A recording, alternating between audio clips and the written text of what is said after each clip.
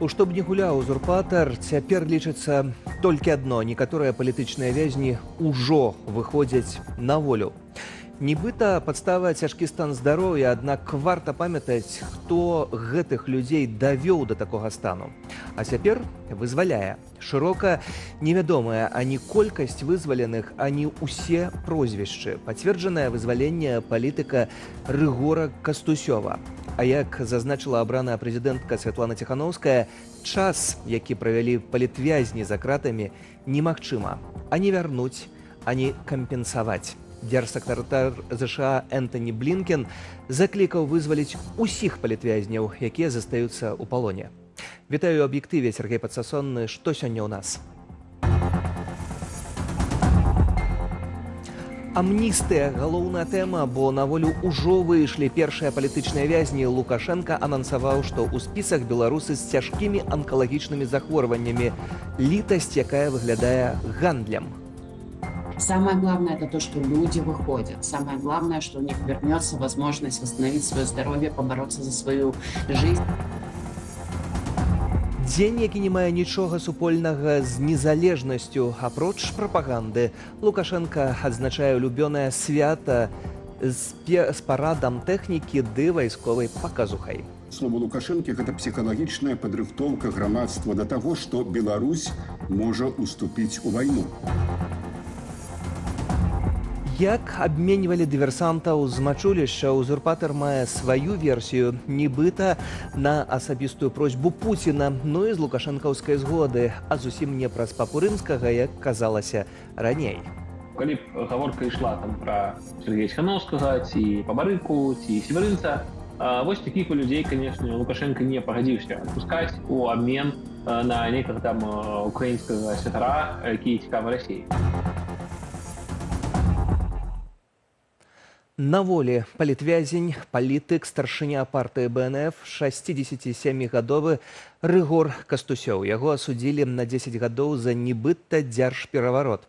Праваабаронцам вясны дакладна вядома пра 4 палітзняволеных, якія сёння выйшлі на волю. Сярод іх 2 жанчыны і 2 мужчыны. З прычын бяспекі прозвішчы не называюць, хаця ёсць і іншыя лічбы.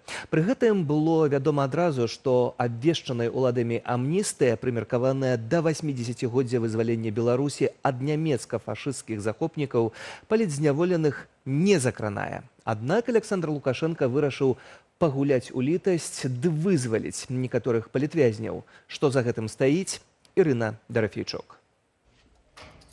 Яшчэ з раніцы праваабарончыя ініцыятывы і актывісты прапанавалі чакаць добрых навінаў з беларускіх калоніяў, то бок вызвалення палітычных зняволеных. Я думаю, что это очень важный, волнительный день, и огромное количество семей ждут хоть какой-то информации, какого-то подтверждения. Ведь на самом деле людей, которым нужна помощь, кто находится в местах несвободы, гораздо больше. Представляете, сколько людей вчера подумали, а вдруг это нашего будут освобождать, да, и вдруг это наша мама вернется. Про тое, што асуджаныя паводле палітычных артыкулаў неўзабаве выйдуць на волю, Лукашенко заявіў напярэдадні.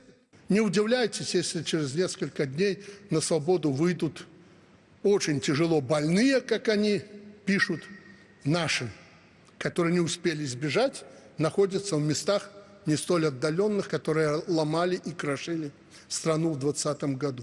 Сёння ж набыў моц закон аб амністыі, які закранае амаль 8 тысяч асуджаных, але не тых, каму прысудзілі няволю паводле справаў, напрыклад, аб масавых беспарадках ці за распальванне варожасці, ці з шэрагаў так званых экстрэмістаў. Нічым не адрозніваецца гэты закон ад папярэдніх законаў пра амністыю. Напрыклад, калі я яшчэ быў у зняволенні ў 2022 годзе, таксама выйшла амністыя. Вось, і мы тады ўсе палітычныя шапталіся паміж сабой у атрадах, ці дасць Лукашенко нам амністыю. Не даў, тады не даў, і зараз ён не даў. Паводле праваабарончага цэнтру «Вясна» цяпер у турмах утрымліваюцца больш за 1400 палітычных зняволеных. Прынамсі, 254 з іх у асаблівай рызыцы. Сярод іншага маюць цяжкія хваробы, сталы век, інваліднасць ці ментальны разлад. Вельмі складана ў умовах адсутнасці вітамінаў, падае імунітэт, і вельмі складана захаваць у тых умовах здароўя, тым больш, што медыцына там ніякая. Ад слова яе там наогул няма, асабліва да палітычных такое стаўленне, як не да людзей. Таму тэма беларускіх палітычных вязняў бадай адна з самых гучных у міжнародным асяродку. Гэтак сёння сталася вядома, што эксперты ААН заклікалі вызваліць зняволеных старэйшых за 60 гадоў. Падобнае патрабаванне прагучала і ад дзяржсакратара ЗША Энтані Блінкена ў віншаванні з афіцыйным днём незалежнасці Беларусі. Ці не праз гэткія міжнародныя заклікі выйшлі сёння на волю палітвязні? С официальным Минском всегда велись переговоры, это ни для кого не секрет, об этом говорили и сами представители Минска, и представители иных стран, которые выступали посредниками. Говоря о том, что именно на это повлияло, я хотела бы напомнить, что гуманитарные миссии – это то, что не должно политизироваться и то, что не должно использоваться. Аднак прадстаўнік Беларускай асацыяцыі палітвязняў даволі Олег Кулеша іншай думкі. Заўжды тых людзей, якія ім застаецца месяц, 2-3 жыцця у калоніях альбо у турмах, іх выводзілі на умова-датэрміновае вызваленне, таму што каб яны ўжо паміралі ў сябе, у супакою у мяшканні сваім. На ягоную думку, у справе вызвалення вязняў дапамогуць не перамовы, а ўзмацненне і пашырэнне эканамічных абмежаванняў рэжыму. Калі мы болей зробім ціск на рэжым праз санкцыі, таму што іншых магчымасцей у нас пакуль што няма, але у нас не введзена ніводная санкцыя непасрэдна па палітвязням. Вось гэта спрыяла бы вельмі пашырэнню падняцця гэтага пытання. І рэжым ужо быў бы загнаны ў куток. Аб'яднаны пераходны кабінет заклікае дзяліцца інфармацыяй пра тых, чый стан за кратамі пагаршаецца. Між іншага, бяспечна гэта можна зрабіць праз сайт сацыяльнай службы «Адно акно». Ірына Дарафейчук, Белсат. Закрыць мяжу з Беларуссю гатовая ізноў Польшча. Аднак цяпер гаворка выключна пра транзіт грузаў з тэрыторыі нашай краіны. На рух грамадзянаў гэта не паўплывае, заявіў міністр замежных справаў Польшчы Радослаў Сікорскі ў эфіры Радыё Z. Ад Беларусі залежыць, ці хоча яна мець добрасуседскія дачыненні з Польшчай. Мы маем вельмі базавыя патрабаванні. Мусіць выйсці на волю Анджэй Пачобут і мусіць скончыцца акцыя сілавога высылання мігрантаў. На фоне размоваў аб закрыцці мяжы з Беларуссю Варшава нібыта ўжо прыняла рашэнне, якое жорстка адаб'ецца на рэжыме Лукашэнкі.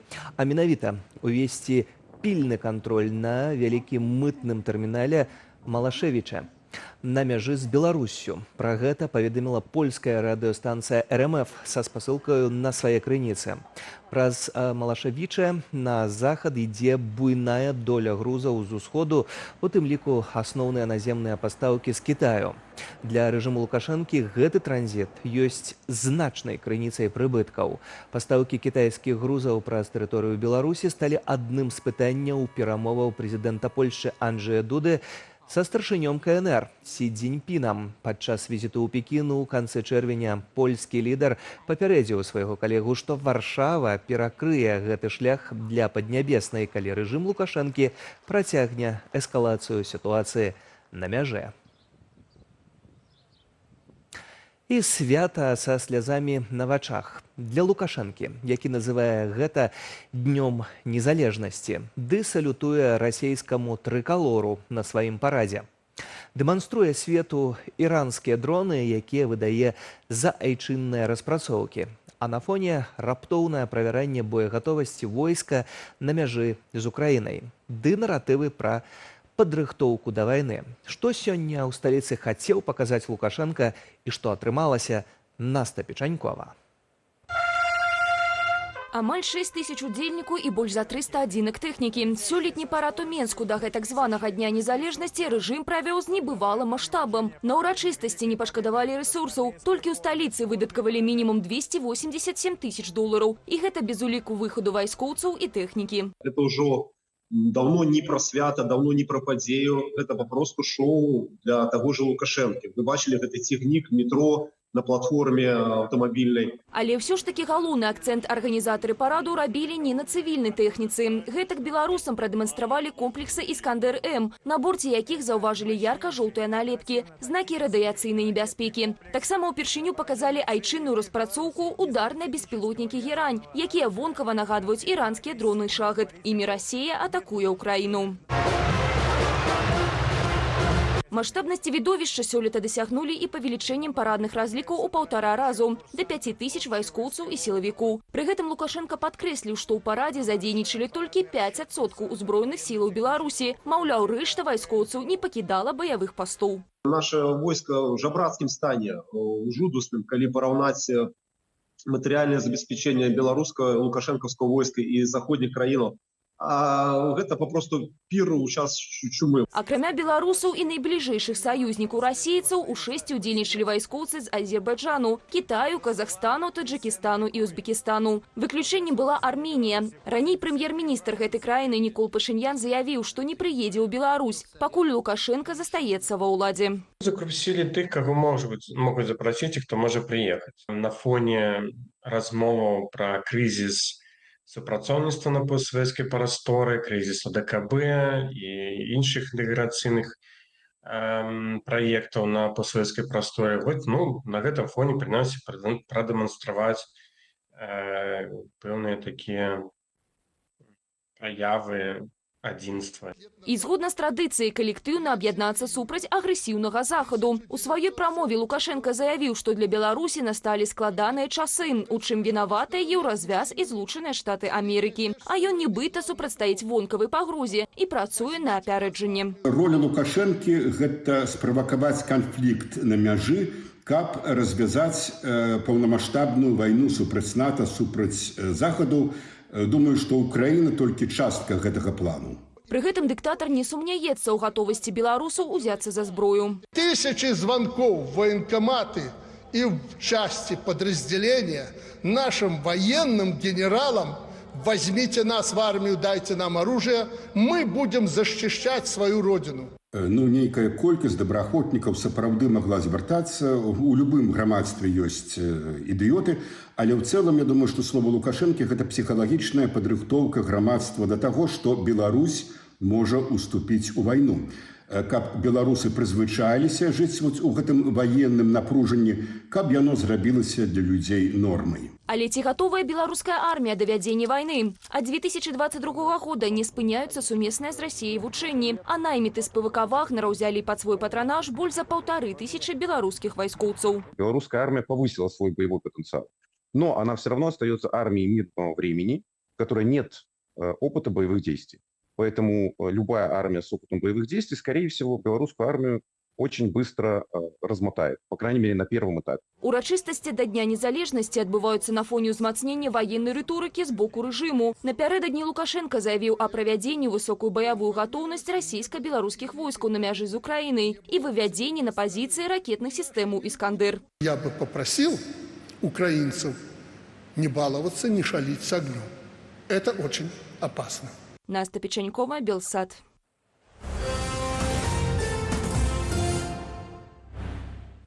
Быў пошук, была надзея, фінал трагічны.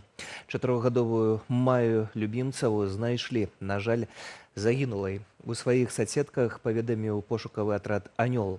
Цела дзяўчынкі знайшлі ў вадаёме на тэрыторыі Мехдвара ў аграгарадку Пелішча Камянецкага раёну. 1 ліпеня яна сышла з дому ў невядомым кірунку. Пошукі Маі пачаліся амаль адразу і працягваліся 2 дні.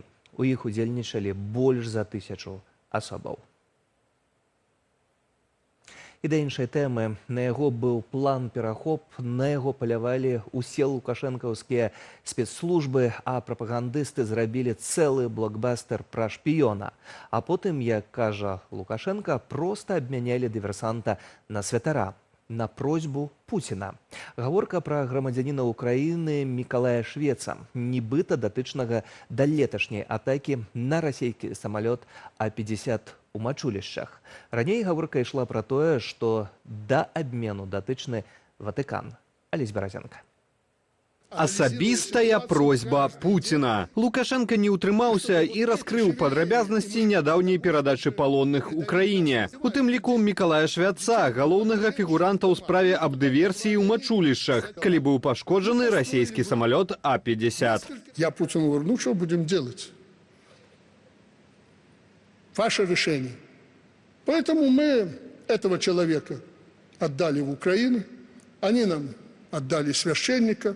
Гаворка вядзецца пра мітрапаліта Украінскай праваслаўнай царквы Маскоўскага патрыархату Іанафана, якога летась асудзілі на 5 гадоў калоніі за падтрыманне расійскай агрэсіі ва ўкраіне. 18 чэрвеня адбыўся разгляд апеляцыі. Прысуд пакінулі ў сіле. Аднак 23 чэрвеня прарасійскага святара заўважылі на службе ў Менскім святадухавым кафедральным саборы. Высветлілася, што напярэдадні яго вызвалілі з-пад арышту. Нібыта пра перамовы наконт абмену ходатайничал патриарх Кирилла. Митрополит Иоаннафан относится к числу людей, которых обычно называют одиозными, потому что он успел везде засветиться, он успел всех предать. Там конкретная работа на Россию, я так думаю, что он был из числа тех ждунов, которые в случае, если бы он остался в Украине, то пришлось бы раскручивать дальше. Вероятно, его показания бы ударили бы многим другим бы архиереям. Про тое, што між Менскам і Кіевам адбыўся ўзаемны абмен, упершыню заявіў Уладзімір Зялensкі. Паводле яго, у канцы чэрвеня Украіне ўдалося вярнуць з палону 10 сваіх грамадзянаў. 4 з іх – Людміла Ганчаренка, Павел Купрыенка, Кацярына Бруханова і Наталя Захаранка – былі асуджаныя за агентурную дзейнасць у Беларусі. А таксама Мікалай Швец, якога жорстка затрымалі сілавікі як выканаўцу атакі ў мачулішчах. У войне Лукашенко с Путиным не спрачаецца, все, что Россия потребна забяспечвае. І, адпаведна, калі зараз быў патрэбны нейкі вось такі прамежкавы закладнік. Маўляў, адна з справ, калі Россия і Украіна мяняюць там военнопалонных, тут одно. А тут як бы мяняюць не на вайсковапалонных, трохі складаней. Вось скарысталі Лукашенку і, адпаведна, закладніка, якога ён меў. Таму, мяркую, для Лукашэнкі гэта цалкам той кірунак, які ён і хацеў вось рэсурсы скарыстоўваць. Тым больш, што выгады ад Швяца як закладніка Лукашенко ўжо не мае. Дзяржаўная прапаганда напоўніцу скарысталася ягоным затрыманнем, стварыўшы ўражанне імгненнай рэакцыі сілавікоў на дыверсію. А з іншага боку, Лукашенку падвярнулася добрая магчымасць чарговы раз прадэманстраваць сябе ў ролі міратворца і выслужыцца перад Пуціным. Александр Баразенко, Белсад.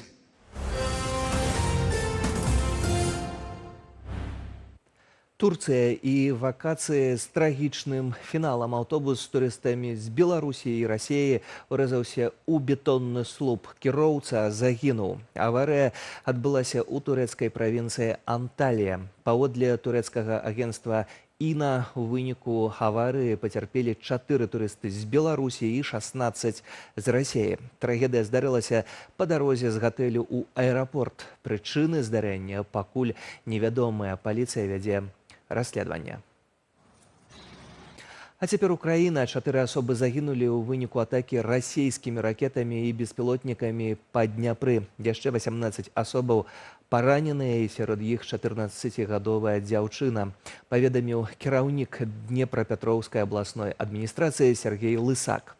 Расейцы атакавалі таксама Херсон і Запорожжа. Уладзімір Зялensкі заклікаў саюзнікаў дапамагчы сістэмамі супрацьпаветранай абароны. З навінамі замежжа Юлія Цяльпук.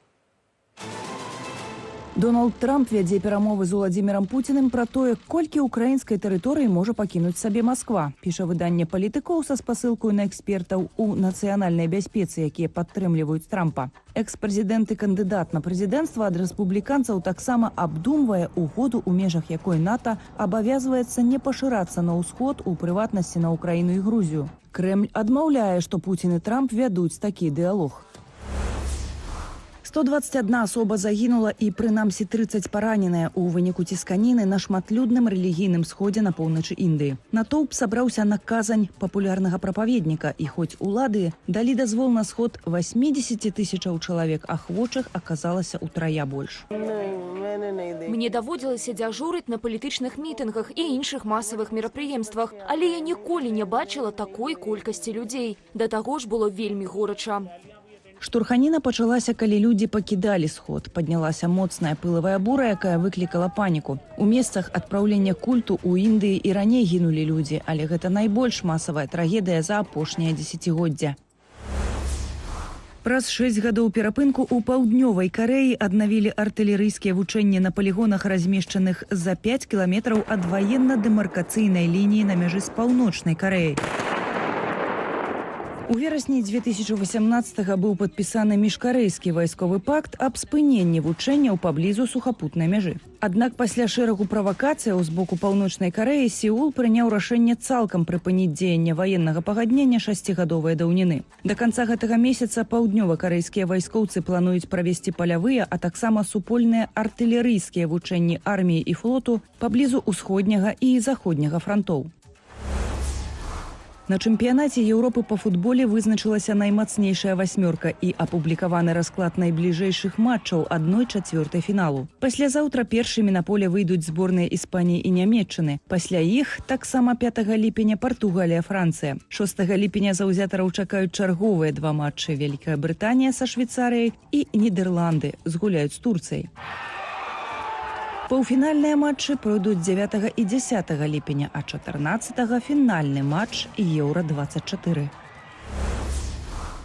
У дзень адкрыцця алімпійскіх гульняў у Парыжы за парадкам будуць сачыць 45 тысячаў паліцэйскіх і жандараў, а таксама каля 18 тысяч вайскоўцаў. Адкрыццё летніх алімпійскіх гульняў адбудзецца 26 ліпеня. Упершыню ў гісторыі цырымонія пройдзе на вадзе. Каля 10 тысяч спартоўцаў праплывуць па рацэ на чоўнах і катэрах ад мосту Аўстерліц да Энскага мосту, што каля Эйфелевай вежы. З берагу за цырымоніяй будуць назіраць 500 000 чалавек. Алімпійская вёска амаль гатовая прыняць гасцей. Агулам 15 тысяч спартоўцаў змогуць тут спыніцца, 10 тысяч алімпійцаў і 5 тысяч паралімпійцаў. Прыбыццё спартоўцаў у алімпійскую вёску запланаванае 18 ліпеня. Юлія Цялькук, Белсат. Дадам, што тэнісісткі з Беларусі Вікторыя Азаранка і Арына Сабаленка не з'явяцца на Алімпіядзе ў Парыжы. Як стала вядома, спартоўкі ўжо заяўленыя на турнір ВТА 500 у Вашынгтоне акурат падчас гульняў. І ў мяне ўсё. Для вас працаваў Сергей Пацасонны. Зычу добрага вечару. І не пераключайцеся, наперадзе праграма «Белсат Зум» з Віталём Бабіным, а адзін з гасцей вядомы рэстаратар, сябра каардынацыйнай рады Вадзім Пракоп'яў. Да сустрэчы.